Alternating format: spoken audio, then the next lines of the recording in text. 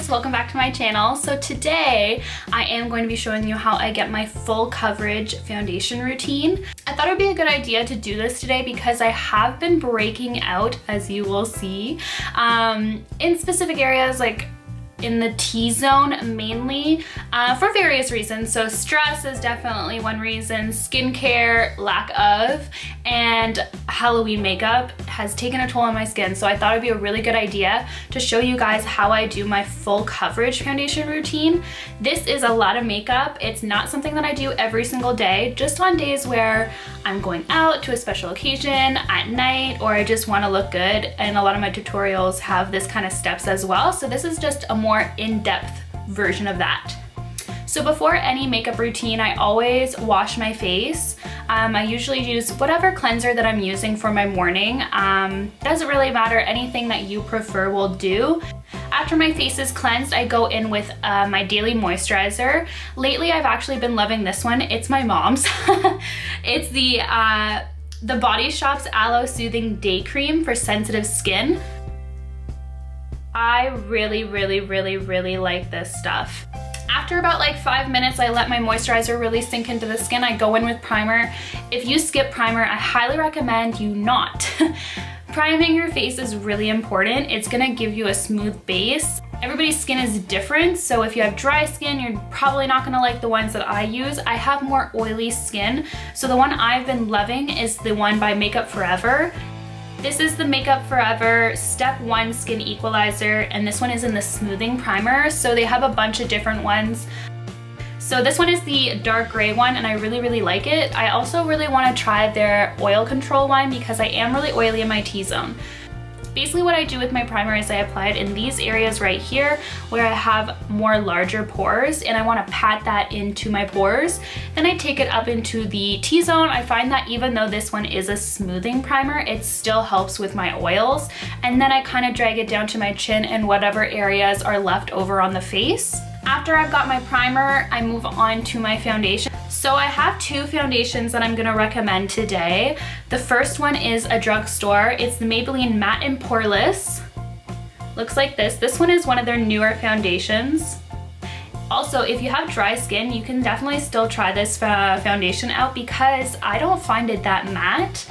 It keeps me oil-free, but I don't find it to be something that is extremely matte like the L'Oreal Infallible, which is another one that I really like.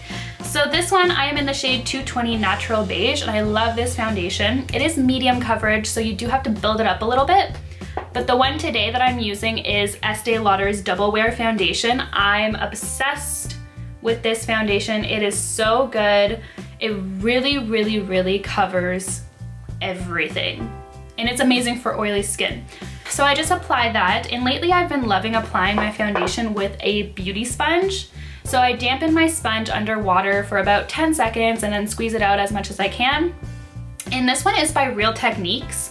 And I actually have owned the Beauty Blender for a really long time and I never got into it. I never really liked the finish that it gave, but this one I'm obsessed with and I always use it now every single day. So I highly recommend if you're thinking about getting into a makeup sponge or you want to try it, try the Real Techniques one first because it's like 10 bucks compared to the Beauty Blender, which is I think 25. So it's definitely more worth it to try the Real Techniques. If you love it, you love it. If you don't, you can try the Beauty Blender, but I love this one more than the Beauty Blender.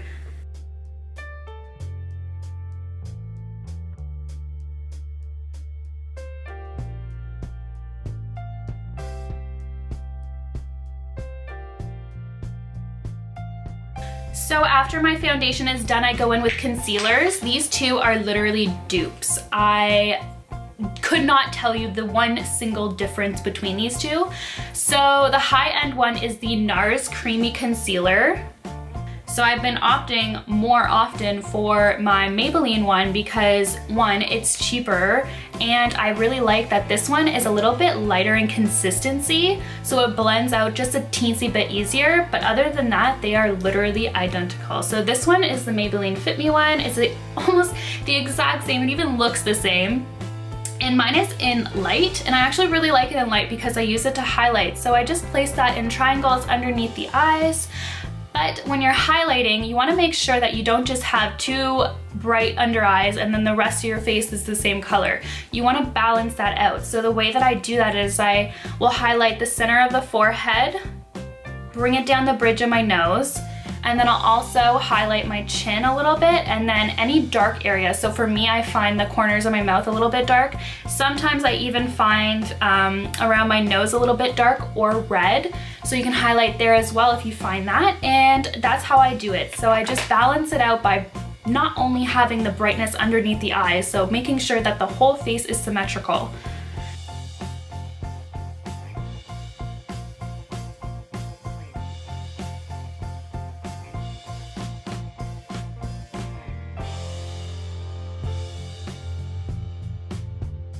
Immediately after I'm done my concealer, I like to go in with my Anastasia Beverly Hills contour kit. Looks like this. This one is another really, really popular item.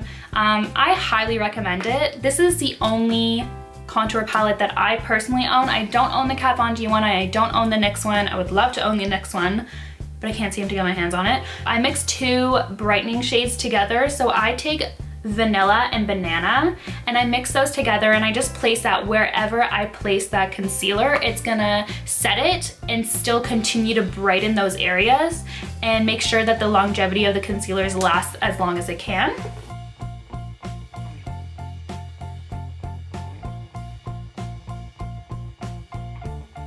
For the rest of the face, I don't on an everyday basis set it. I always set my concealer, but the rest of my face I don't always set it. But if I do want more of a full coverage, I will set it with Rimmel's Stay Matte Pressed Powder. That's such a tongue twister for me. So I'm in the shade 005 Silky Beige and I love this product. As you can see, I've used it well. So I just set it just in any other areas along the cheeks. I do find a little bit that my powders, like my blush, contour, bronzer, will go on a little bit easier if I do have a powder down as well. So that's another bonus, but it's not something that I mandatory need to do every single day. So it is something that I skip. But when I want a full coverage face, I do set the entire face. Next, I like to bronze my face a little bit, and I like using more of a terracotta warm shade for that. So today I'm using MAC's Give Me Sun. It's just a nice warm bronzer that's gonna help warm up the skin a little bit before we go in with contour. So when you're doing bronzing and contouring, it's really important to remember this trick. It's the trick of the shape of a 3. So you're gonna be bronzing up those cheekbones, but you also wanna go down to the jaw and then attach it at the tops of your temples and hairline as well. So it's not like you just have this strip of bronze and then the rest of your face is a completely different shadow.